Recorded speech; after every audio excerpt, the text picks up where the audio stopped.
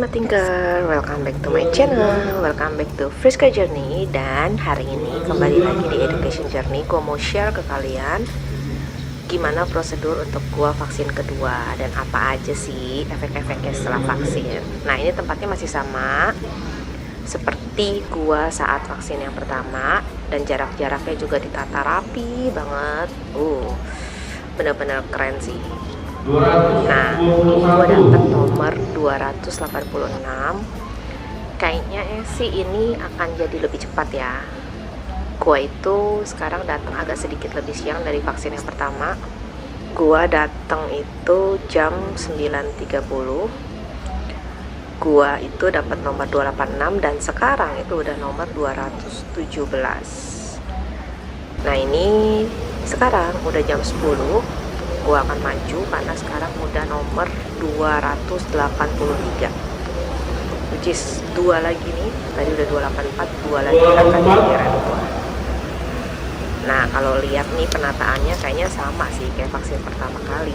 Jadi akan dipanggil, lalu akan masuk ke bagian registrasi, ya kan? Tuh, di situ dulu pendaftaran dulu. Lalu di sebelah kirinya ini untuk general check up-nya yang kemarin, untuk diperiksa tensinya, gula, suhu, dan lain-lain. Lalu masuk ke ruangan yang di depan situ untuk screening sama dokter dan juga untuk vaksinnya. Sekarang kita tungguin dulu 2 lagi guys. Nah, sekarang giliran gua mau maju dulu. Kita kasih nomornya dan kita akan masuk ke loket 4. Seperti biasa, jangan lupa bawa KTP-nya.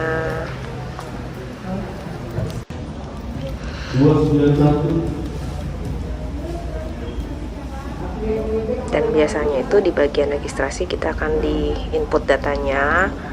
Tapi karena ini udah vaksin kedua, dan jadi data kita itu sudah terrecord dari data yang vaksin pertama.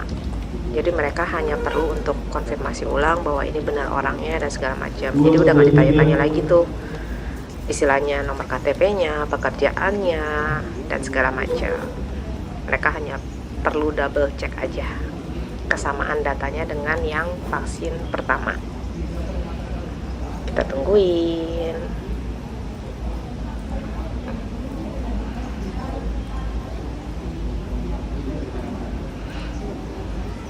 Yang duduknya berlaku jauh belakang boleh geser ke depan.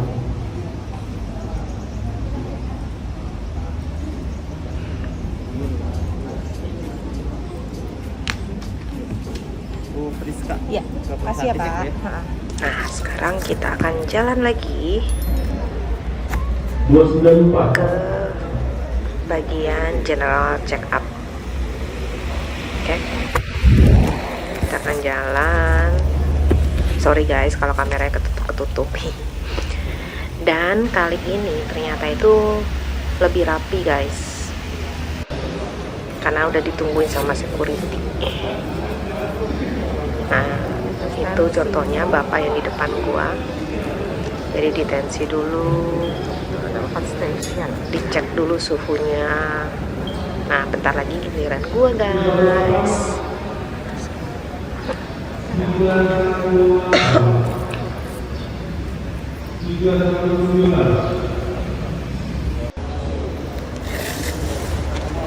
Sorry ya guys kalau gua shootnya ini agak goyang-goyang karena semuanya itu gua shoot sendiri. Gua pegang kameranya sendiri. Tuh, jadi lebih rapi. Udah ada bapak security yang atur-aturin.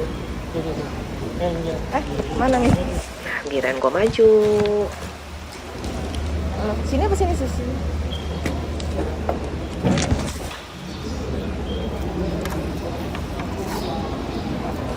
Nah, ini giliran gue ditensi. Semoga normal ya guys. Gue itu dapat vaksin Sinovac. Buat kalian nggak perlu takut ya yang masih nunggu giliran vaksin. Karena so far dari vaksin gue yang pertama itu gue tidak ada merasakan efek apapun sih. Kirain mau disuntik.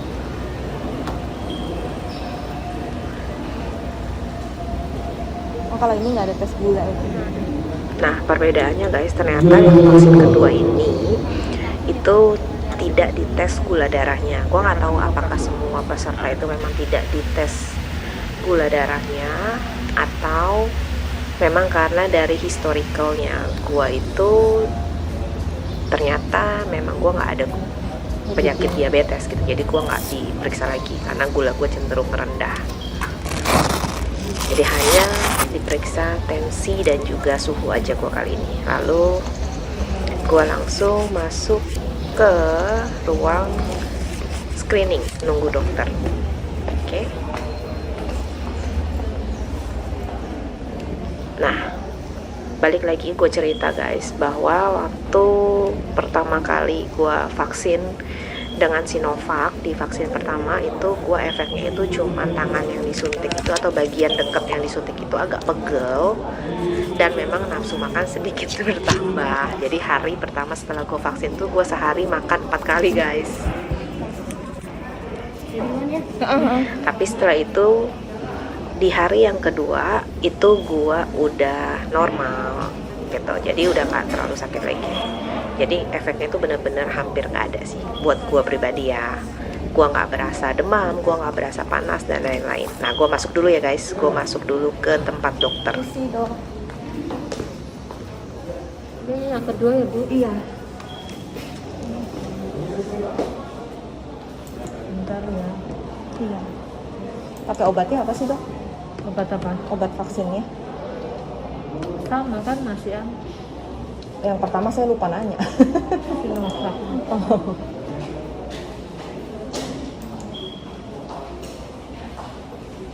Katanya kalau yang kedua lebih ada efeknya dok. Bener nggak sih? Ya. Enggak ya? Sama. Takut. Efek apa? Nggak tahu, katanya ada yang badannya panas. Tergantung kondisi saat ini. Oh, tergantung imun tubuhnya ya? Ya, setiap orang kan beda-beda.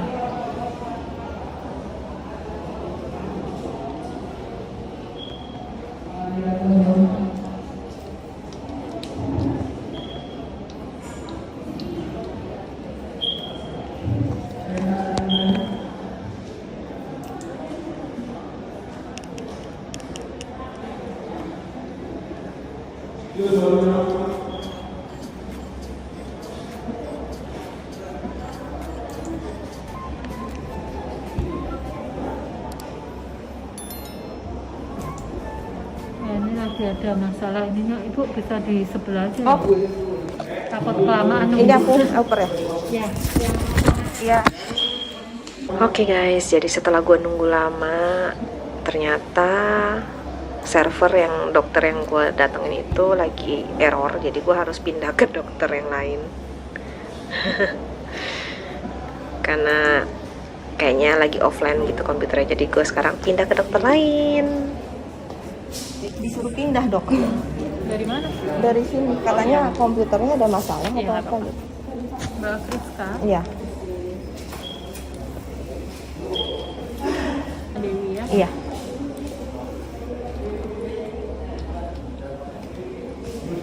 Ini sering yang kedua ya? Iya. Sering yang pertama ada keluhan.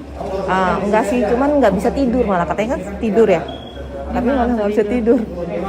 Kalau sekarang lagi hamil, Enggak, ada sakit asma atau lupus, enggak, minum obat untuk pembekuan darah, kedefisiensi imun, minum obat radang atau obat kemoterapi enggak? enggak.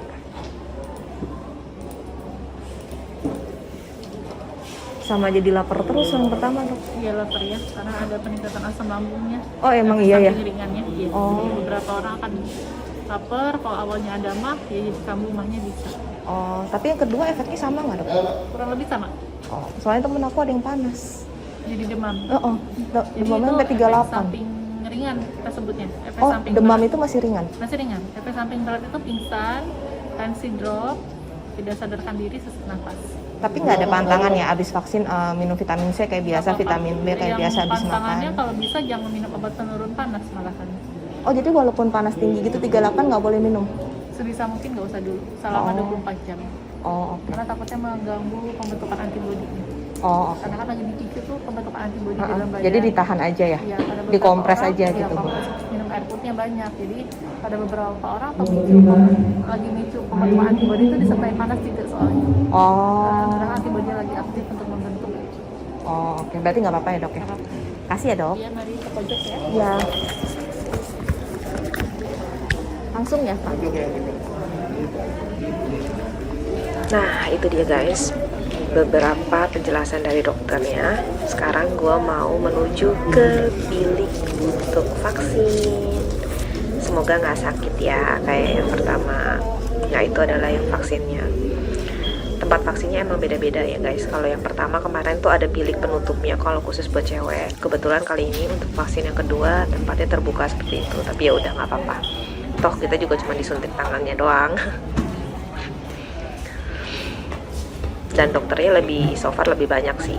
Itu di meja itu ada 4 station dokternya yang ready buat vaksin kita.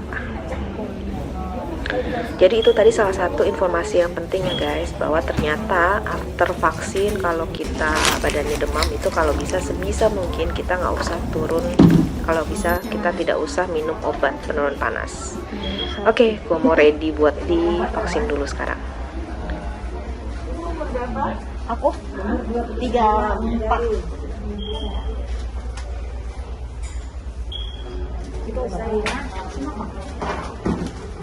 Yang pertama juga sama, ini disampaikan aja. Takut. Takut. Ini di kaki masih memang. Jakarta Barat. Bisa. Jakarta Barat. Iya, nggak bisa. Udah. Ada itu nggak sih, nggak dikasih Tansoplas ya? So guys, jadi itu dia pengalaman gua selama vaksin pertama dan vaksin kedua yang sudah gua share ke kalian. Semoga itu membantu dan membuat kalian nggak takut lagi, karena buat gua pribadi aja yang takut suntik ternyata nggak sakit banget gitu istilahnya. Vaksin pertama itu benar-benar nggak berasa sama sekali guanya. Vaksin kedua agak sedikit kayak dikit smooth aja. Dan efeknya vaksin kedua adalah ini gua agak sedikit biru pada saat vaksin. Ini kurang lebih hilang setelah 2 mingguan, tapi don't worry, karena gue itu memang tipe orang yang memang gampang banget memar. Jadi contohnya misalkan lutut gue kejedut sedikit aja itu memar, tangan gue kejedut dikit aja itu memar, jadi nggak apa-apa. Dan nggak ada efek-efek yang lain. Kalau bagi gue yang kayak demam sampai yang kejang dan lain-lain, yang sampai pusing, itu nggak ada sama sekali, puji Tuhannya. Jadi buat kalian jangan takut buat vaksin, karena ini bisa at least meminimalisir resiko kita. Dan sekalipun kita sudah vaksin, ingat ya guys, bukan berarti nggak mungkin terpapar lagi oleh COVID. Tapi dengan vaksin at least itu bisa memperingan resiko jika kalian terpapar. Jadi istilahnya kalau kalian pun kena, efeknya itu nggak yang sampai sesak napas atau segala macam.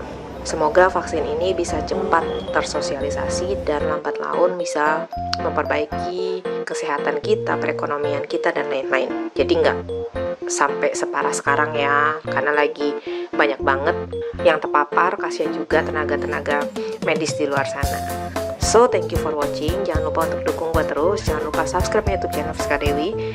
Jangan lupa nyalain loncengnya biar kalian gak ketinggalan video-video terbaru dari gue. Jangan lupa komen, like, share, and always think smart. Bye-bye. Smart Thinker, jangan lupa terus dukung saya dengan subscribe, like, comment, and share ya. Subscribe, comment, like, share, masih gratis kok. Tapi dengan semua dukungan dari kalian, itu akan sangat membantu kita untuk mencari ide-ide yang baru, membuat video-video yang baru, memiliki konten-konten yang kreatif, sehingga bisa membawa manfaat bagi kita semua, terutama bagi Indonesia. Terima kasih.